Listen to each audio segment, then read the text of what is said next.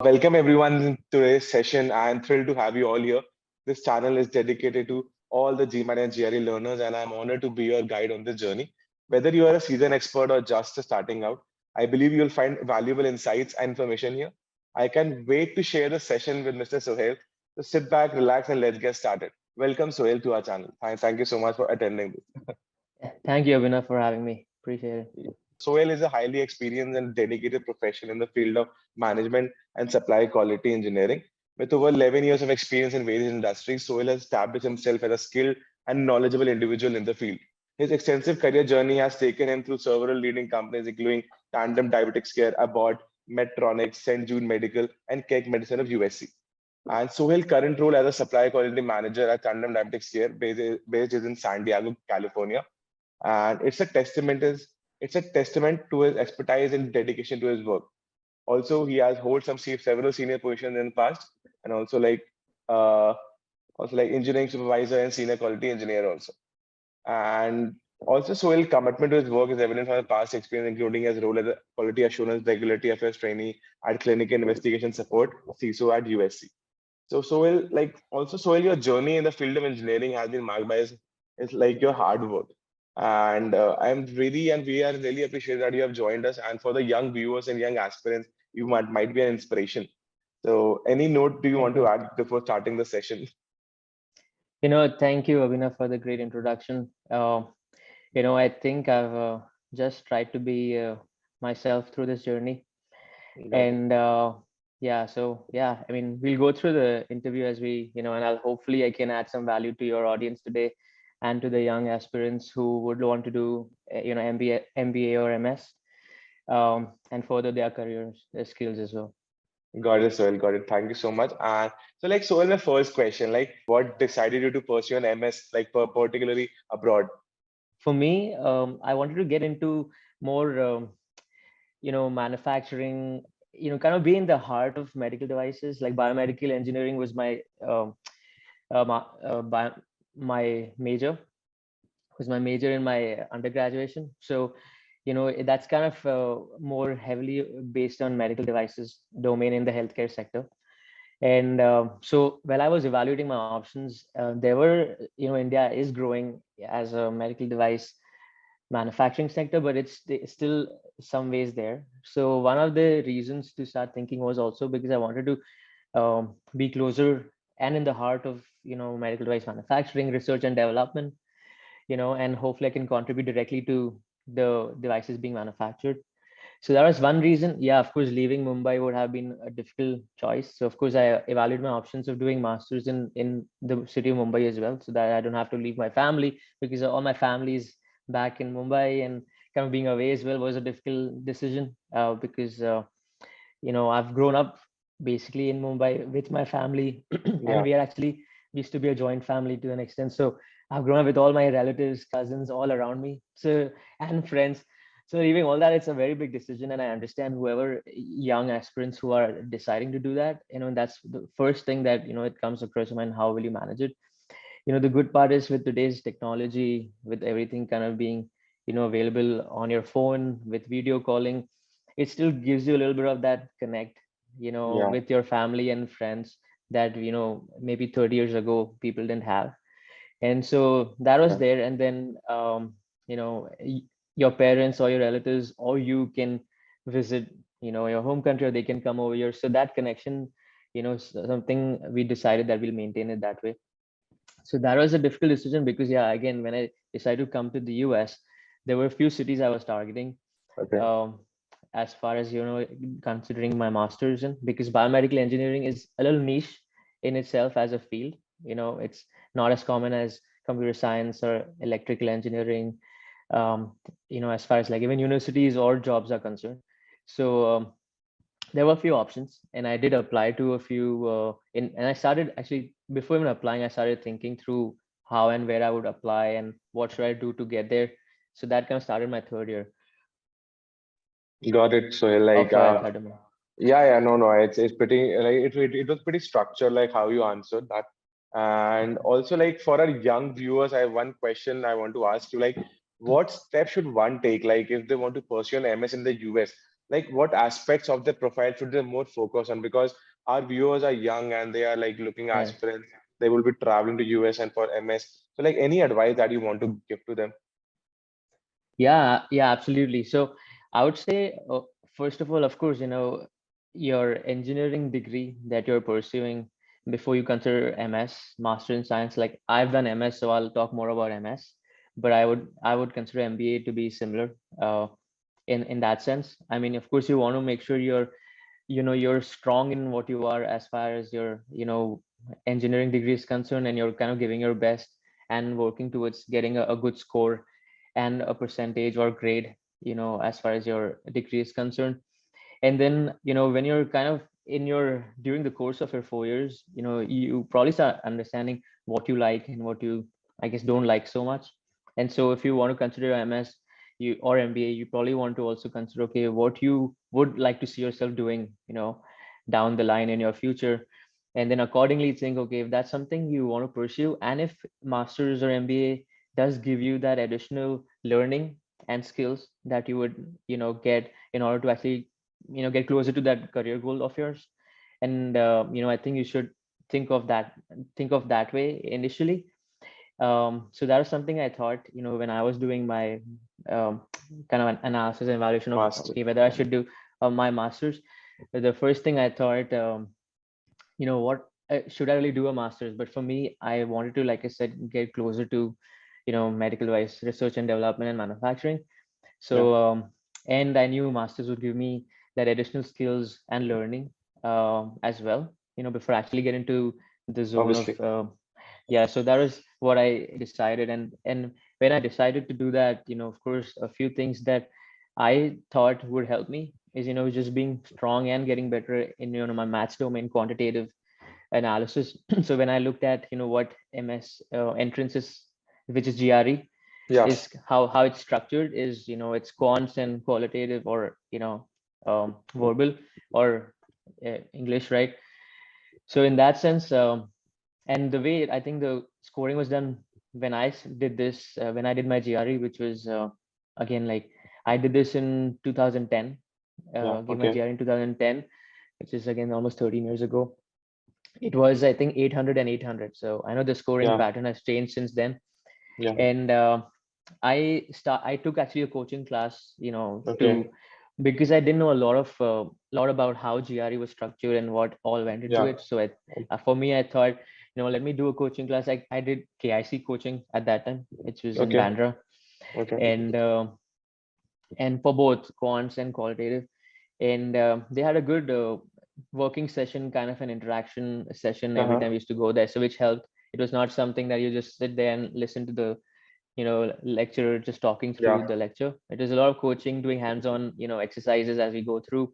So that definitely helped me, as well as doing mock exams helped me. So I did, of course, I did that for, I would say, 3 months or so. mm-hmm. And then I started preparing for the actual exam. And so I gave Okay, my exam, and I did it only once. I just took the exam once, and I got almost a perfect score on quants, which wow, is 790 on 800. okay, So and English was around 500 on 800. So I was pretty satisfied with it, because again, for me, I was focusing more on my quants, because I knew for the schools I wanted to get into. So I was, at the same time, I was doing some research on kind of what schools I need to apply and what would be important for them, because I'd kind of done some research, reached out to the academic advisors of yeah, those universities. That's also one thing I would say. If you start understanding which universities you want to apply, there's always that email communication you can do correct. to those academic advisors, and kind of also ask them, okay, what's going to be essential for us, and what's something that you guys look into while reviewing for applicants, application, while getting the admission. So there Mm-hmm. were a few schools that, of course, focused more heavily on like the quant score, as well Yeah, as your overall academic, you know, um, score and percentage. And that being said, there was one part of it. So I was okay with it. I didn't think I needed to give it another take. So I was okay yeah, with it. And then with that score, I started applying to universities in the US. yeah, And then while I was doing that, also, with the coaching sessions that I took, I and with the sessions with academic advisors, I realized and also looking at the websites on universities, because each Yeah. university has their whole application outline, right, of Mm-hmm. what they look into. So I think the statement of purpose, SOP, Mm-hmm. and letter of recommendation, and your resume, I think were other three important elements of your application that were Yeah. critical to giving the university an understanding of what is the applicant's aspiration, and what is his background and experience, and would that person be a good fit to the university and the Mm-hmm. school. So that gave me a good understanding, okay, well, how I should be framing my application. So I kind of tailored, so I applied to, I would say, like 6 different schools in the US, Mm-hmm. and I Yeah. tailored my SOP and letter of recommendation when I of course worked with my professors to Yeah. get me the LORs, and we kind of tailored each of them to the school that we were applying to, Okay. because each school had a little difference in their course structure or course Yeah. catalog. And for me, that I wanted to show how I have that background or experience or understanding of those courses, and how I would like to enhance my learning in those different courses that you guys offer, and Yeah. then how that would also help me further grow my career from there. Got So yeah, that's kind of how I went into it.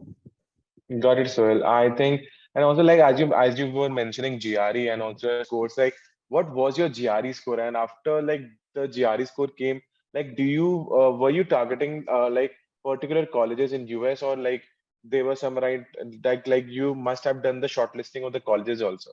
Like any ideas or any tips you want to give to the young learners or viewers? Yeah, sure. So my score was 790 and 500, Okay, uh, wow. which would be almost 1300, right? Yeah, around, yeah, that, yeah, only. Yeah, yeah, almost, yeah. So 1290 or something. Yeah. Um, and so yeah, for me, when I had spoken to my, I guess, seniors who had done the same coursework, that's one more thing I did. I even spoke to my seniors who had gone through the same exercise and applied to universities, as to what score would be good enough to get me into these schools, right? Like if someone was actually already admitted to that school that I wanted to apply, wanted to understand how that really works as far as like the GRE score is concerned. So yeah, I would say that score is decent. I know it's changed right now, the structure. So I that would be a little different now. Hmm. But Yeah. again, yeah. So that's one thing. But then the second part of your question was how, like, what steps did I take, right? Like, yeah, Um, for the shortlisting of colleges, like if were you any, yeah, yeah. for the shortlisting, there were like, so again, in biomedical engineering being a niche field, I was looking at individual university pages. So I tried to shortlist based on kind of the rankings I saw of Hmm. the universities, online. And I wanted to target the top 30, 40 universities Yeah. uh, across US. And then I was also shortlisting based on what the rank was for biomedical engineering. Got it. So, and once I did that, I looked at individual universities application pages, and I thought, okay, so one thing I looked into is that, one, if universities were actually giving me, were not giving me, but per se there was an option for financial aid, available, because again, when we do decide to do a master's program, there's a lot of investment you're going to put as well, right? Not just you, Obviously. Yeah. your family as well, Yeah. and that's a lot for any individual. So that's of course something that the family and the individual will be stressed, because you have to put in all that investment, and then you have to hope that you do get the return on it. Yeah. Yeah. Yeah. So I know that comes with it. And for me, I didn't think that far ahead. So I know everyone's a little different on how they approach it. For me, I was not thinking that far ahead. I was like, okay, you know what, if I've made up my mind, I think, one, you have to also make up your mind. You have to be sure about this is what you want to do, and that's kind of what I tell anyone who I talk to, who probably wants to know, how I do it or what did I do, is that if you're sure you want to do this, and if you work towards it, I think, you will get the opportunities in the future. I think, if you give it all in, the universe gives it back to you in some way. Obviously. So, yeah, yeah. I agree with So you. And yeah. yeah, and so yeah, of course, I put in that money, and we had to do all that, and that was something we decided. And of course, I didn't want to spend a lot, but again, at the same time, I was like, if I do get a good university, and if it is a little more on the higher end, I'll of course want to weigh my pros and cons, right? And Yeah. decide accordingly. So yeah, one university, of course, I selected was on the east coast of the US, where it was University of Florida, Gainesville, which had a good Okay. biomedical engineering program, a decent one. And Mm-hmm. but they also had good financial aid. And there were some other Yeah. higher universities that I was applying to in Stony Brook, Rutgers, which are New Okay. York, New Jersey State, and then on the West Coast, which is University of Southern California, which I applied to, Uh-huh. and UCLA, which has a bioengineering degree Yeah. as well. Now, with all these universities, my main motive was that what kind of application coursework they have, which would Mm-hmm. kind of help me get closer to what I was wanting to get in terms of being closer to the medical device manufacturing arena. So I did apply to all these, thinking that okay, one, if I'm getting a good financial aid, that's great. Or if I'm going to be in the heart of, like you heard the Silicon Valley, Yeah. for Obviously. tech, in medical, in biomedical engineering or medical devices, California or Southern California is good as well in Is that the space. okay. And so I was like, okay, that if I do get it, I'll at least be around, the industry, and Mm-hmm. all the companies around. So, I think I was weighing that as well in terms of, okay, will my opportunities increase if I'm around? Because I know, and I heard from my seniors as well, that if you're local, Mm-hmm. more closer to the company, there's more chance of you being noticed before, say Got it. someone who's far away. Yeah. So Obviously. the proximity of you around the company helps in your initial stages of a career. And I would recommend, or at least give that suggestion to the young folks as well, Yeah. because Sure. there's a relocation assistance aspect to it that comes with the company, when you're kind of new and getting into the career, into your industry. So that was one thing I thought of. And that's kind of where I then eventually went with University of Southern California, because one, yeah, there was no financial aid per se. Yeah, you could get into the Okay. university and then try for scholarships, Yeah. but in upfront, as far as the application was concerned, yeah, there was none of that. But I knew that eventually, because I'll be in the heart of, the medical device Silicon Valley Medical. per se, Yeah. there will be more opportunities come Yeah. my way. So yeah, that is how I went into University of Southern California. It was a little on the higher end of kind of the cost, but I knew Yeah. that that would be eventually recovered. Got it, Sohail. And also, like in your answer, like I mentioned, like I got to know one point, like you were talking about alumni network. So, like Yeah. before going there, like many of our viewers would like to know that, like talking to alumni or seniors, like it that helps or not, like setting you up in a new country or setting up in your new college, like that does that alumni helps you?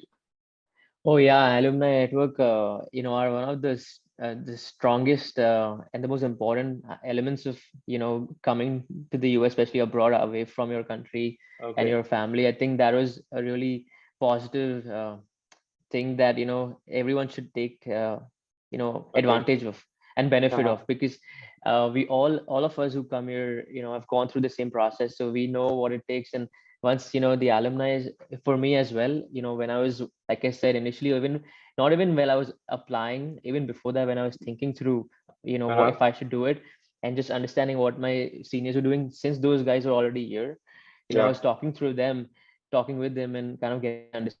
That's how I eventually got into University of Southern California.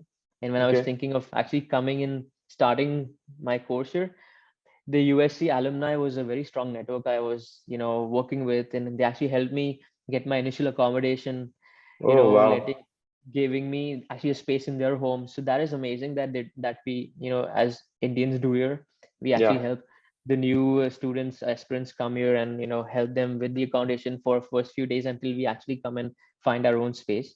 And it Mm-hmm. was absolutely free. They don't charge you in one penny. They're here to help you. And so yeah, that helped a lot in the first few days Okay. I came. And it didn't feel that okay, I was coming to a totally foreign land, because you come and you see your people, and they're here to help you.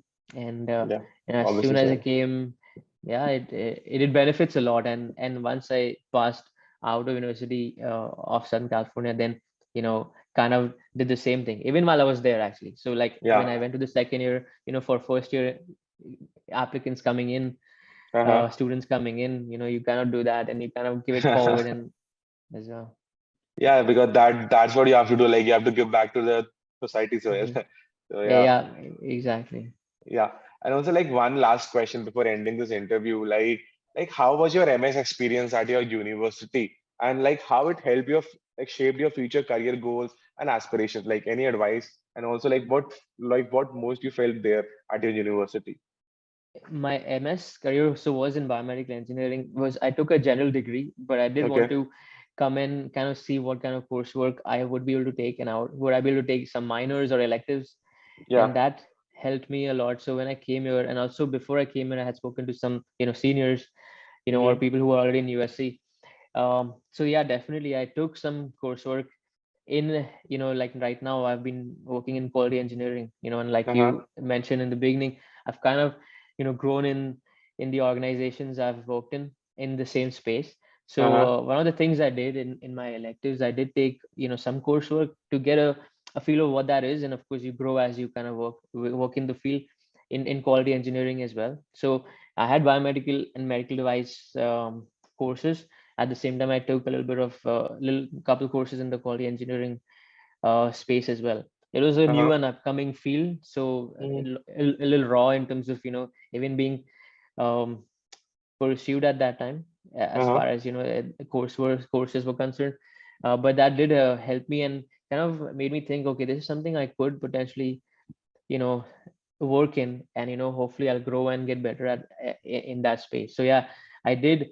uh, as when I completed my master's, one thing I did see is that there's a lot of hands-on experience and working here in the US, and in universities that was concerned. So that helped Mm-hmm. me even understand, okay, this is something that I can actually take the uh, the basics concepts that I've learned in India, and then now Yeah. I'm actually applying it here in the US, along with certain additional electives that I took, for me to kind of get an opportunity to apply for those kind of jobs as soon as I graduated. So yeah, definitely the coursework I took in my master's, and also because you have that option of doing the electives or a minors, it Yeah. helps you give a little different taste of, okay, is this something you want to try your hands in, so you want to have the opportunity to do it, and even if you don't pursue it in the future, that's fine, you at least tried. So Yeah, Sohail. And Sohail, with this, like I must tell you, like this is one of the most interesting interviews I've ever taken. And thank you thank you. for for making the stage graceful. And also your insights and expertise were truly invaluable. And we are grateful to have you here. And also to hear you from such a wealth of knowledge like you already have. You have good experience, like more than 11 years. And many of the young learners and young viewers would love to see this and hear this, note some points. And also your contribution to the session was greatly appreciated, Sohail. And Yeah, once again, thank you for your time and energy. It was a pleasure having you here, Sohail.